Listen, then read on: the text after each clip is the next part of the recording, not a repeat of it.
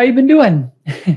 Love to hear feedback on how your health is, how you're weathering through what's the term, social isolation that we're up to. It's a bizarre time. I mean, seriously, this has been so unprecedented.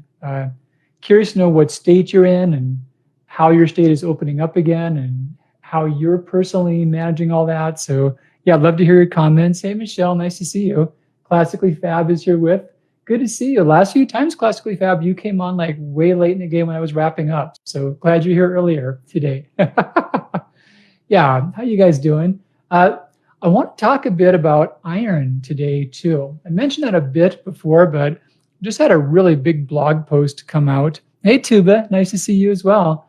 Just had a big blog post come out talking about that.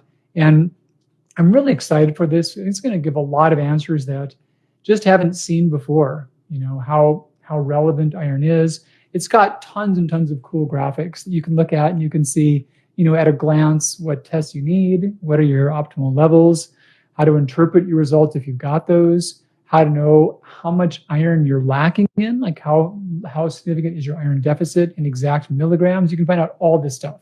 So super jazzed to make that available for the world. Classically Fab, glad to be here on time too. Miss your teachings when I'm late. Yeah, you know, I think I've been wrapping up early more so than when you've been coming on late, but I'm sure there's other things going on in life, so I totally understand, but I had to tease you a little bit. Tuba, iron's your favorite topic. Kay, good to see you too. Well, let's talk about iron, Tuba. So yeah, I'd love to hear your questions about iron, fatigue with thyroid disease. If you want to put specifics up on iron labs, happy to address those. It's been a source of tons and tons of confusion. You know, it's something that causes a lot of symptoms, a lot of ones you wouldn't expect. And there's also just a lot of confusion in what to test, what the results mean. And the results are conflicting. You know, you can have normal lab results, but still have a significant deficit of iron. And this is all really compounded for those who have thyroid disease. Hey, Polly, good to see you too. Nice to see everyone. Classically Fab, did the blog post get released on iron? It did. And I put a link on that on the Facebook. I'll get one up on Insta. I'll have the team put one up too real quick on that. But yeah, drchristiansen.com, the newest blog post is on that. And I'm really proud. I've not seen anything this extensive anywhere else on the whole interweb before ever. It's like 10,000 words and it covers just all the bases and lots of cool graphics, but it's a hugely, hugely significant topic. And then some people have too much. It's not something that you just take willy-nilly. You know, you can get excessive amounts of that. So there's a lot of precision with it too. It's one of the few things I don't recommend for day-to-day supplementation, unless you know you need it. And there's also been some huge wrinkles as to how to take it in supplementation. A lot of new findings that way that I talked about too, and I'll mention those in our discussion this afternoon. But that's what we're up to with iron. So yeah. So here's one that came up. Let me just, I'm trying to keep up here with a lot of good ones coming in. How do I help my 16-year-old with low iron? She is so tired and her hair is thinning. Yeah, stay tuned. We'll talk about all things iron. By and large, this will apply. You know, there's some magic thing that happens after age 18, after age 17, I guess, in which now your body can be understandable by non-pediatricians. Before age 18, you're a different species, have no idea in the world. So I don't treat kids or focus on those, but by and large, things are not too different. But nonetheless, yeah, run things by the pediatrician. So stay tuned. We'll talk about exactly how to address that. Classically Fab, oh my God, I've been trying to watch out for it. So excited to read and share. Admittedly, things have been hectic on my way. Yeah, busy times all around. So, and then other things we'll talk about is why people get low in that and why that happens in general, why that's especially a problem for those with thyroid disease. You know, we can talk about dietary sources of iron, how they play a role into all this. So fascinating stuff. Sharon, hey doc, ferritin is 11 despite taking iron. So curious whether deficiencies can be keeping iron from improving. So Sharon, that's a great question. And this one really does imply a lot of the confusion about iron. Someone can have low levels and they don't come up. And then we see this all the time. And they're told, oh, you're deficient in something else. Iron's not the core culprit.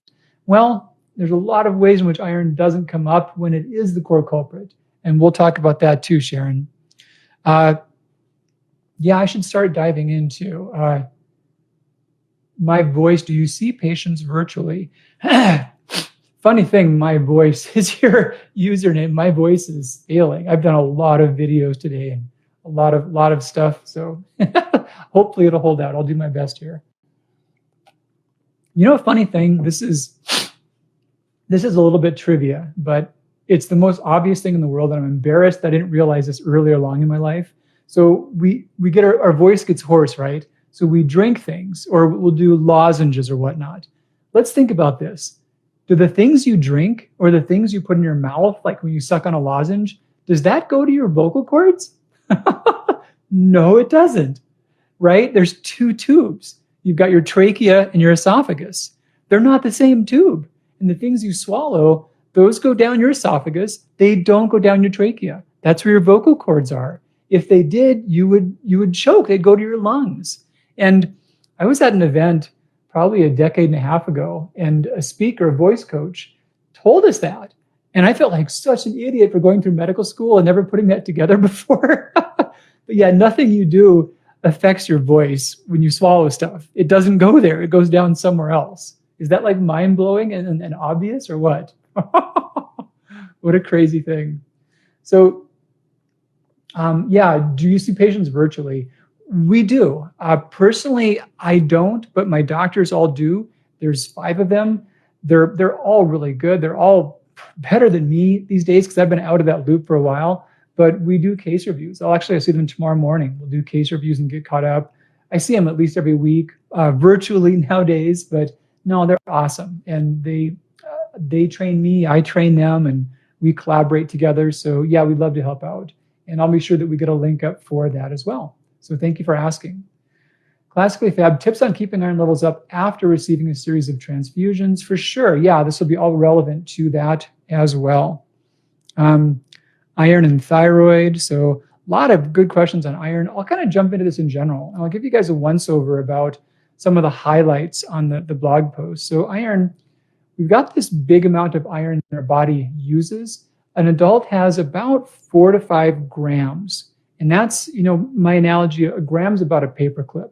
So about 4 or 5 of those, that's how much we carry at any given point in time. And it's something to where if we're low in iron, the stuff we get in first goes to build up stores. And we still feel low until our stores get built up again. So that's why you could be a little deficient in that. You could take it and not feel symptom changes until your stores come back up real high. Now, about 65% of iron is in hemoglobin, and that's the red pigment, makes our blood red. We recycle hemoglobin, and the byproducts of that are bilirubin. So hemoglobin makes our blood red, and the leftovers of bilirubin makes our poop brown. So it's like a big pigment in the body. And that's about 65% of our iron is right there. So the bulk of the remainder of iron, not all of it, but a lot of the remainder of iron, like 30% or so, is in ferritin. And that's a form of iron stored in the liver. And when we do a blood test for ferritin, we're looking at the stored iron. Hemoglobin is something that we prioritize. So as we get low in iron, the first thing we do is we borrow from our stores, like we draw from savings, And if stores get low enough, then we can't put enough hemoglobin in our blood cells. Then hemoglobin gets low. And if that gets low enough, we can't make blood cells adequately, and the blood count goes down. So that's the cycle of events. So like Sharon mentioned that her hemoglobin's at 11 nanograms per mil. Kudos, Sharon, for using your units. That's a cool thing. It's a nice touch. That's the first thing to go down. And to be really precise, when your blood count and your hemoglobin are normal, but your ferritin is low, you're not anemic at that point. Now, that doesn't mean that you can't have symptoms, and that doesn't mean that it's not relevant. We just wouldn't categorize that as an iron deficiency anemia. We call that a latent iron depletion or a latent iron deficiency. So LID, so LID, that's the acronym for that condition. And there's a couple of stages of that, which I talked about in the blog post. Basically, serum iron. In the first stage, in LID 1, serum iron is normal, but in LID 2, serum iron goes down. So that's the cycle. First thing, ferritin dips. Second thing, serum iron dips. Third thing, hemoglobin goes down. And then finally, the blood count goes low. So those are the stages of iron deficiency anemia. So if you need it, why would you get low in it? Well, it's tricky to absorb and it's easy to lose.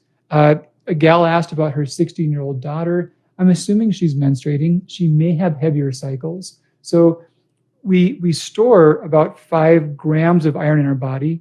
And every day we lose between half a milligram to a milligram. And that's from pooping out the old bilirubin.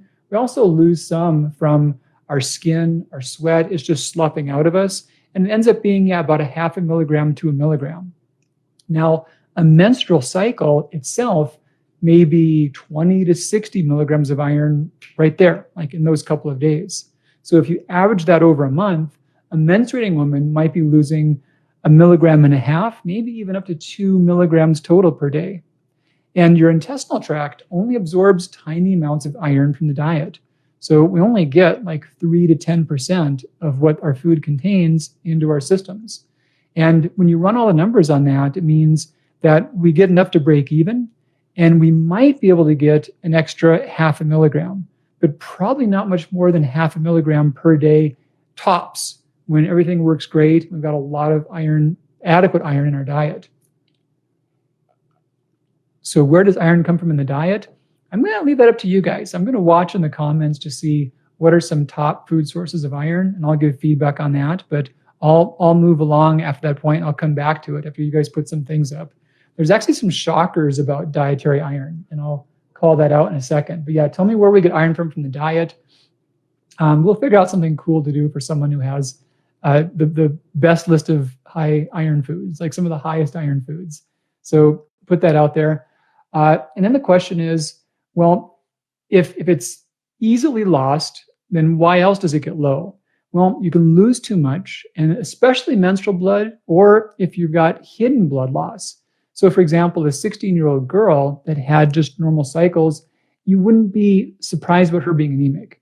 If you saw a 51-year-old guy who was anemic, you'd want to know why, because you think about, hidden blood loss. And the first thing there would be a hidden colorectal cancer. That'd be the first thing you'd suspect.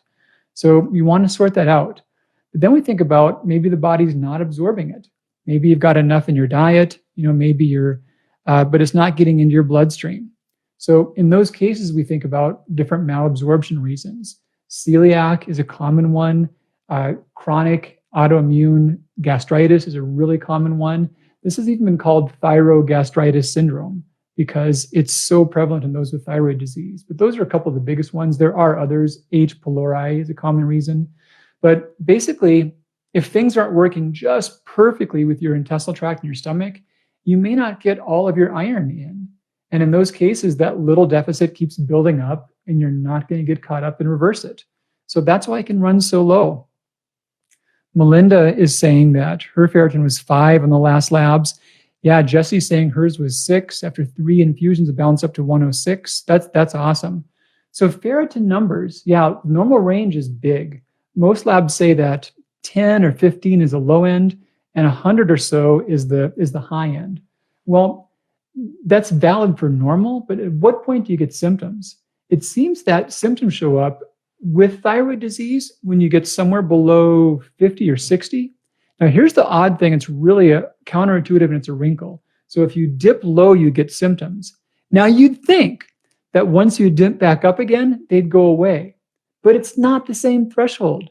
So when you get a little bit low, you get symptoms, but you've got to get way back up higher than you got before the symptoms go away.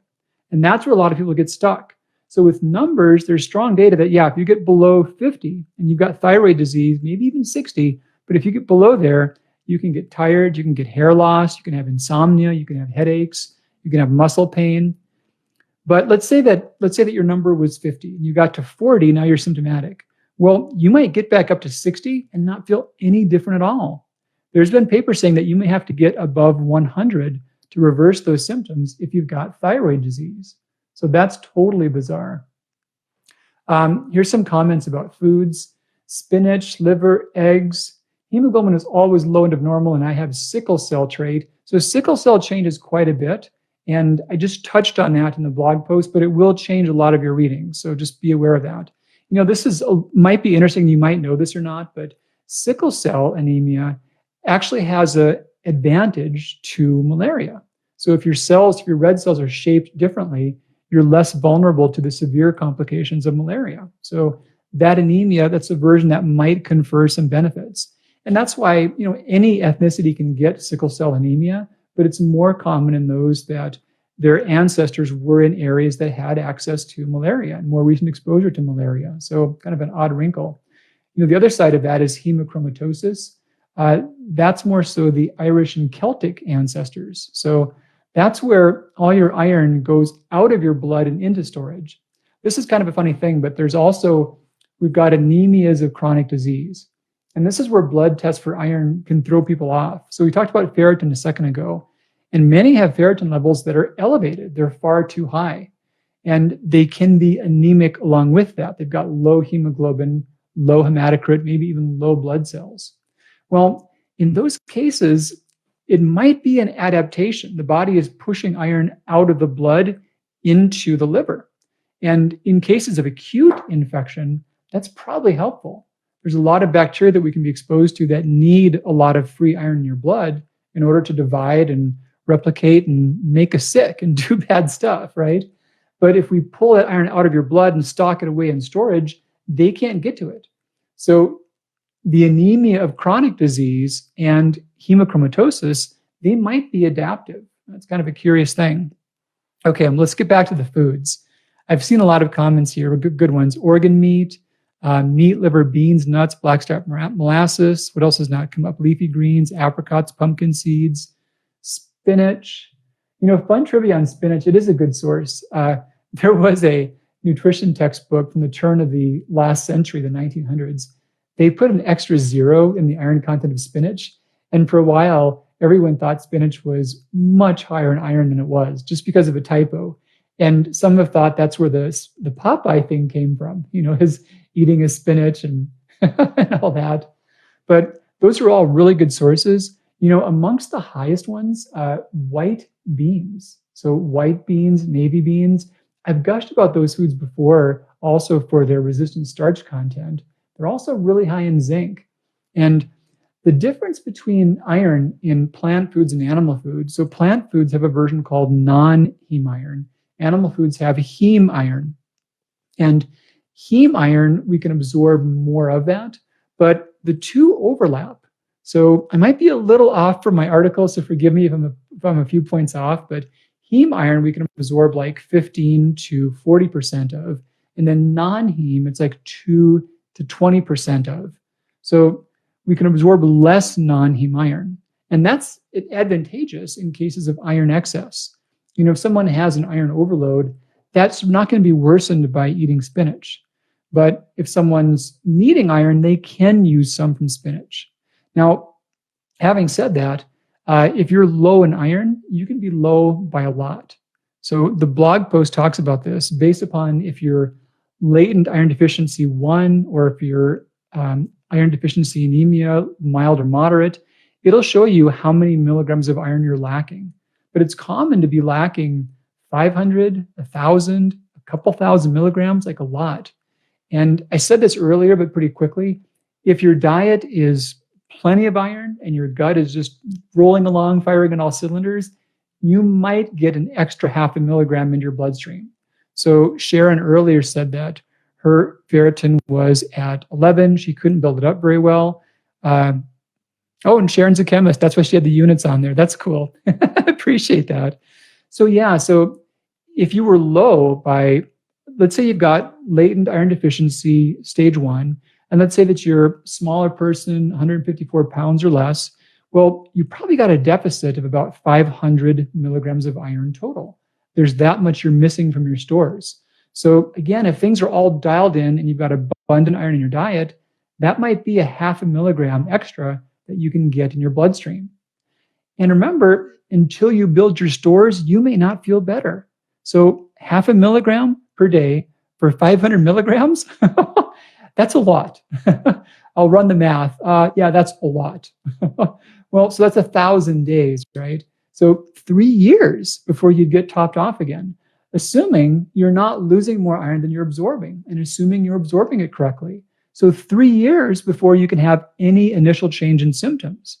And symptoms like energy, they may come around quickly, but symptoms like hair loss, that might be 6-12 months after you get built up before it changes. So that's wild. And that's why the diet is so slow to really shift that. Okay, so I've ranted a lot. Let me just connect to make sure I'm being direct with your symptoms, your questions and comments. Luda is asking, what about high platelet count? Should I be worried about? So Luda, we call that thrombocytopenia when there's excesses, or when there's a deficiency. We can see high or low platelets for various reasons. That should be explained. And in some cases, a general practitioner can explain that. In other cases, a hematologist would want to be involved to look at your blood to understand it. But that is different. There are some situations with anemias of chronic disease that can affect platelets, but that's distinct from iron deficiency anemia. So yeah, if your platelets are high, that wouldn't get better by eating spinach or taking iron supplements. So thank you for asking that. And several have asked, I'll just cut to the chase a little bit and then get some more specific questions. People have asked best ways to get iron up. And someone commented on having some infusions. Where was that? That was back here on Facebook.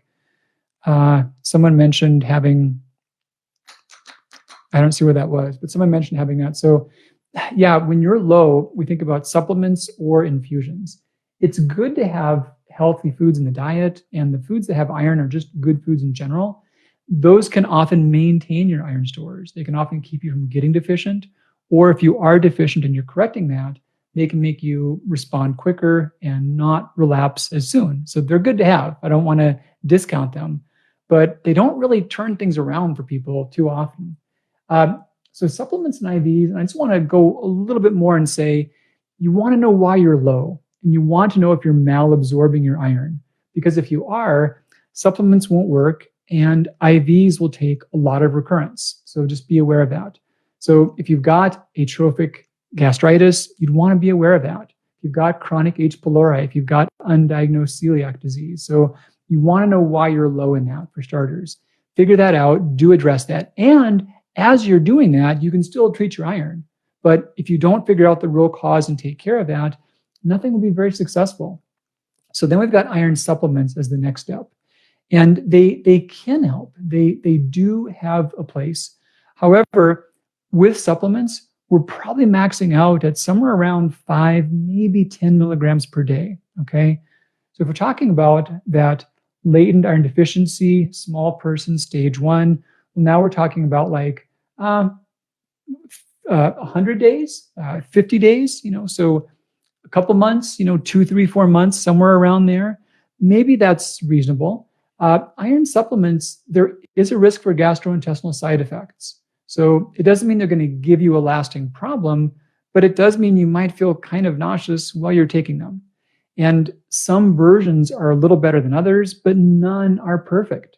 There is no magic iron pill that will absorb perfectly and not bother you at all. It just doesn't. It's the nature of iron. If you've got enough iron to help, that's just what it does in the intestinal tract. Something fascinating that we did learn recently is that the frequency of iron dosing can be a big factor with your symptoms. So there's a carrier protein that binds with iron and helps you absorb it. And that carrier protein gets filled up for about 36 hours at a time. So there's many examples to where if you take a good dose of iron one time on alternating days, that'll work just as well as taking that dose twice a day, every day. You'll get just about as much iron in your bloodstream or the same amount, but you'll have a lot less stomach side effects. So to be really precise, there's a version that I have called iron chelate, which is iron bisglycinate.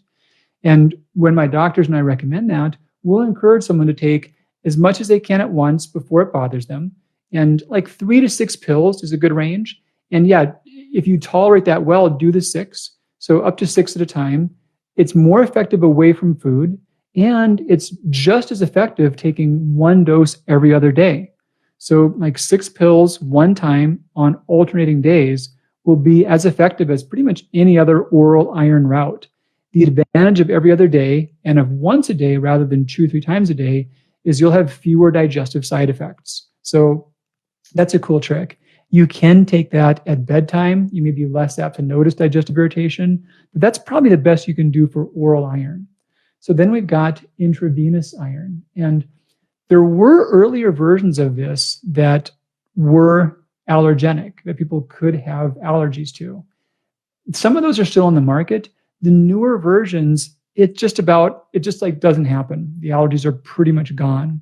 There are also differences in terms of how much iron someone receives. I see a comment here right now. Melissa had an iron infusion, had a ton of body aches for 3-4 days after. Is that normal? Not so much. Really hasn't been a well-documented side effect. I don't know if you traveled around that time or if there were other things occurring, but not one of the expected typical side effects of the newer iron formulations. In the last few months, there are some forms that are newer than existed even a year or so ago. And it's really awesome because we can map out how much of a deficit someone has. And in almost all cases, within 1 or 3 doses, which could be done in a couple of days, your whole backlog is built up again. So if someone's low by 1,500 milligrams, they can get 100 milligrams in a couple doses, and they're set. They're now topped off. They're now perfectly stable. It could have been years of pills. Now they're set. But in those cases, they might do well on some pills just for maintenance or good dietary amounts for maintenance. And probably the toughest case scenario would be the atrophic gastritis, which is there for about 1/3 of people with thyroid disease. In those cases, they will get low again, but if you really fill their stores up all the way, that's probably going to be 3 to 5 years out. So it's just a couple worst case scenario, that's about as bad as it is. I saw some other comments I want to address here. Melly, I'm thinking I'm reading this right. I'm iron deficient. My hair has been falling out lately. Oh, ASWE. Huh.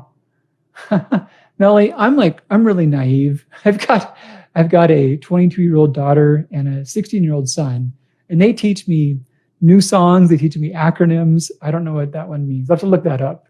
ASWE. I'm guessing it's some sense of, I'm not happy with the situation, and understandably so. So here's an expectation, specifically with hair loss. Now, your hair follicles go through cycles of being dormant and active, about 3 months on and 3 months off. And then once they're active, they'll take several months to kick into gear. So the upshot of all that is, it's a slow thing to reverse. I hate to say that, but you've got to really build your iron stores up. Once they've built up, usually the hair loss stops. So that's often pretty quick. That might be in the first month or so of having your iron built up again. But then regrowth, we're thinking about those cycles of dormancy and activity. So it can be 6, 12, 18 months to see regrowth really be obvious. But you should see the loss stop within your first month or so of your stores getting built up again. But in those cases, yeah, Melly, please take a look at the drchristiansen.com, the blog post, drchristiansen.com. The most recent one is a deep discussion on iron. And I've got a little flow chart you can go through and you can see how many milligrams of iron you are deficit in. And if you're 500, you might be able to get there within a few months on high dose supplementation, assuming you do well with it, you absorb it through your intestinal tract. Otherwise, just do infusions. And you can anyway, there's no drawback, but that builds you up immediately. Everything else is just so slow. Okay. I was talking fast, almost nonstop the whole time. Let me look at a few more questions here. Oh, so Tuba had a great question. I'm glad you asked this, Tuba. Someone's TSH could go high to iron deficiency. Yeah, Tuba. So this goes back and forth. Being low in iron can cause your TSH to run higher and vice versa. So if your thyroid levels are off by good amounts, if you're hypo or hyperthyroid, that can skew some of your iron levels. That can make your ferritin specifically look higher than it is if your thyroid levels are not right. So it can mask it and make it look not apparent. But yeah, good comment. I'm glad you asked that. Francesca, hey Francesca, how you doing? Good to see you. Laura's here too. Nice to see you, Laura. Spinach and broccoli, yes, also good sources of iron. There's a really big list I put on the blog post today, and just all the top food sources. Kind of surprised me even. Red meat was completely shadowed by white beans. Most of the red meats were in the mid single digits, 2 to 6 milligrams per serving, good amounts. But yeah, some of the beans could be up in the 10, 12 milligrams per serving, quite a bit higher. And again, that's heme and non-heme, but they're not apples and oranges. You've got a fair amount of overlap in their absorption. So the beans were pretty respectable. They did pretty good that way. And I eat meat. I'm not against it, but I was just pleased to see that the beans were that effective. Many don't eat meat. Someone mentioned molasses. Linda did. You don't see molasses talked about a lot, but it is a very high source of iron. It's also insanely high in potassium, a lot of potassium in it. It's a sugar, so there's that. You want to factor that into your total day's fuel intake, but yeah, it's nutrient dense.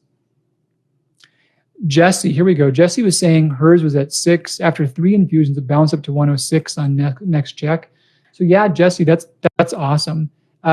There's a newer version we're using at IH where we can give more per dose, and now we can calculate what someone's deficit is too. So yeah, we can just fix it, like back-to-back treatments, back-to-back days, and you're set. It's the coolest thing because people have struggled for so long with knowing that they're low and not feeling well and trying to eat differently, taking pills and getting pukey and not getting anywhere, not seeing their blood levels budge, thinking it's something else. It's been a struggle for a lot of folks. So I'm really jazzed to have this big post explain that and give people better clarity about that.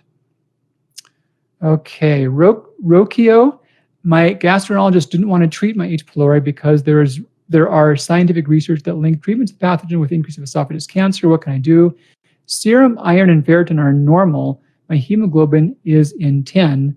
I have a mild gastritis asymptomatic.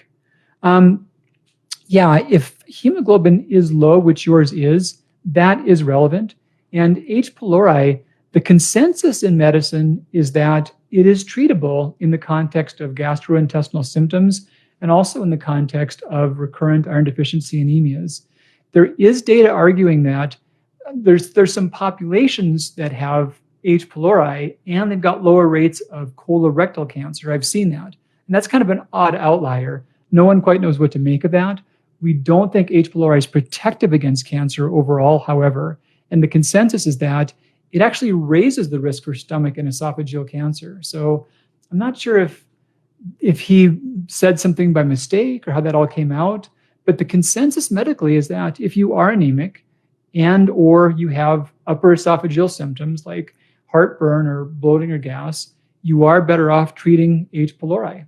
And without doing so, we don't likely see benefits to iron coming back up again. And H. pylori is also one of the main causes of gastritis. And gastritis itself is a risk factor for stomach and esophageal cancer. So yeah, sorry to say things at odds with what your other doctor told you, but them's the facts, the best I could see them. Let's see. Marco, let me see if I can just get some others that are iron related. Tracy, I have atrophic gastritis. I get iron infusions every 6 months. My ferritin will be 200 milligrams immediately after infusions and drop to 30 in 6 months. Does that sound like a faster drop than expected? Also, would you mind touching on pernicious anemia? Yeah, Tracy, awesome question. Thank you for asking that. I don't think you're getting your stores topped up all the way. You may not be getting your full supply built up if you drop off quite that fast. It's typically going to last you quite a bit longer than that.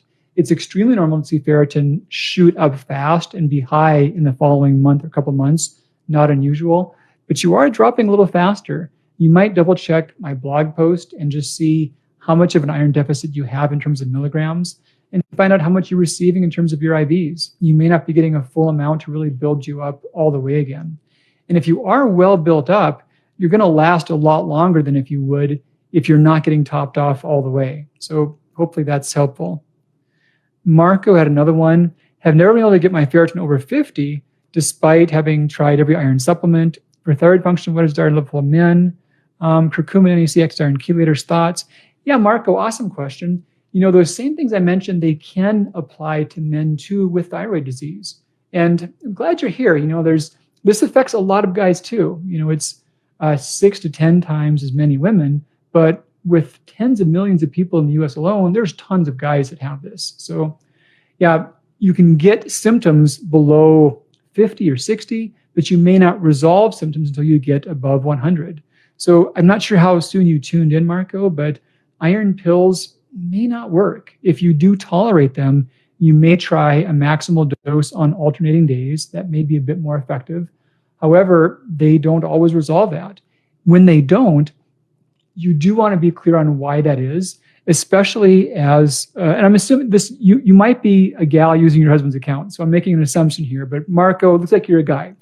So if you're a guy, you're not menstruating. So we really want to know why you've got this low iron that's not resolving. We think about celiac, about there being blood loss from the intestinal tract, about atrophic gastritis, which is super common in those with thyroid disease, like 30, 40% common. And then H. pylori is some of the top causes. There are others, but those are the big ones we think about. So you want to know why you're low, but you might need a few infusions. You might not be one for whom oral iron does work. That's not uncommon. Okay. Tracy going for infusion tomorrow. Sound perfectly timed. Marco, iron infusion is my only hope then.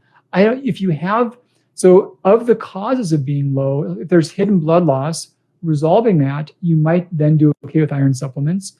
If there is celiac disease and you're diagnosed and you are fully wheat avoidant, you may then do okay with iron supplements. If it's atrophic gastritis, you probably wouldn't need infusions. If it's H. pylori, that being treatable, you might do okay with supplements. But there's really not a big negative about the infusions. They're extremely safe. They're well tolerated. They're just a couple minutes. They're not even very high volume. But yeah, those are some thoughts that way. Okay. Here's another one. Graceful Foods, awesome one. Can infusions be prescribed in other states? I am so tired of taking the pills and don't feel any different. So yeah, for sure, there are other doctors that do those. Our clinic, we can't give those outside of our state. So many people do travel to us and we'll map out how much you need and we'll do that all while you're here. And that might be a treatment, that might be 2 treatments, but we can do 2 back-to-back treatments and we can treat on back-to-back days. So pretty much worst case scenario, like a 2-day visit, you're set and you're good to go. Not a lot of traveling going on right now, but as things open up again, that's a good option to consider. Now, one more thing, iron IVs, there are different versions. Some of the older versions are not as safe as the newest. And I have seen that, IV infusions have gotten to be a bit of a commodity. We've got, like here in the area, we've got a thing called the drip room, which is like, I don't want to sound derogatory, but it's like the McDonald's of IV therapy. Like anyone can go get a low-cost cheeseburger, So those things exist. Some of those places are offering iron. It's a little sketchy. I'm a little concerned about that. I'm more comfortable with them doing vitamin C or B12. I'm not quite comfortable with them doing iron. There's a lot more involved with its formulation, its usage, its application. So just want to put that out there. You want to be at a center that has training and experience in this. So it's different than just nutrient infusions in general. Classically Fab, what do you find is the best testing tool to determine if a person has H. pylori? So classically Fab, awesome question. And you've been around me enough to know that I often give long-winded answers. So pretty much any test, get that back, any test is adequate for seeing if you have it. However, the question is, has it resolved? Has it cleared up or not? And that's different. So to screen to see if you have H. pylori, stool antigen tests, blood antigen tests, or breath tests are all pretty darn close. They're all reasonable. Blood tests are often most convenient, so we often lead with those. However, to see if you've resolved it or not, this is where there can be some complications. Blood tests are not good to see if it's resolved. They may stay falsely positive. So after you've been treated, then stool tests or breath tests are more accurate to see if it did respond to treatment. So yeah, a little distinction there between pre and post treatment. Coco Lady, read it's important to take vitamin C with iron for best absorption. Yeah, that's true for dietary iron. And there have been some data suggesting that you may lower some of the stomach side effects by oral iron, but I think you see a bigger effect by alternating days with it. It can affect absorption, especially for some of the older versions of ferrous iron. With the newer versions like bisglycinate, not as big of a factor. we think it does work best away from food. So vitamin C is optional with it, but away from food and alternating days, those are probably more important steps. Probably have a bigger difference. Okay, how am I doing here? I'm looking back at comments. There's a couple that I did not get. Let me get one or two more. I'm losing my voice. I did a bunch of videos today. Tuba asked if dental root canals can cause Hashimoto. You know, that's a funny thing. If you Google pretty much anything, can X cause Hashimoto, you'll find somewhere where it says that it can. But in working on the last manuscript that's coming out in January, I was looking at tons and tons of papers on what causes Hashimoto's. And we learned so much in the last couple of years, more than we've learned in the last 2-3 decades. I mean, no exaggeration at all. And a lot of things that were thought to be causative factors didn't so much pan out under closer scrutiny. And root canals, yeah, no strong evidence of those being causative factors for Hashimoto's. So not just much data that way. What do we got here? Deanna, I've lost 8 pounds and feel great. I started a week before the challenge. Nervous about maintenance. Can I have the shake for breakfast instead of lunch? For maintenance, Deanna, if you want to help clarify that for me, I'd be appreciative. So for maintenance, the shake is a good idea for breakfast. If that's what you're asking, that's exactly what I encourage. During the reset stage, we do use it for breakfast and lunch. So I think I got my wires crossed. I don't think I properly understood your question. I apologize about that. But if you're down a bunch, that's awesome. You know, maintenance in general, the cool thing is that most people find that whatever they did before the reset works better for them than it did before after they do the reset, which is the cool part about that. So you might not need to stand on your head for maintenance. It's often not that tricky. You know, stick with the shake, loosen up, do more exercise than you did during the reset, expand upon your exercise. And it's not uncommon to see a pound or two come back, but often not much more than you'll often plateau at a much lower point than before. So yeah, don't stress too much about maintenance. Most find it goes a lot better than they would have expected. Okay, I've almost finished the reset. I started a week before the challenge. Yeah, that's all great. And if you don't have the book, grab the Metabolism Reset Diet book. I've got a pretty detailed chapter on more ideas for maintenance, but it's not the whole point of it is to make maintenance be easier for you. And the reset is all designed around that idea to make it to where your body is reset and it can work better and keep you more naturally thin just by itself. Okay. Yeah, I'm gonna call this one a wrap. My voice is fading. So our daughter's back home with us. She was working at the clinic for about a year, doing an awesome job with that. And she was about to move from one apartment to another. She's 22. She's done some college. She's sorting out adult life. And we said, you know what? This is a crazy time. We want you back here with us for the next several months. So she's home now, and one of her tasks is Monday night dinners. So she's tasked with making some creation, and she's an insanely good cook. She made what was that? A garam masala chicken dish last week. And the week before was something also like really exotic and super tasty. And I'm getting hungry just thinking about this. I did an inventory on our freezer.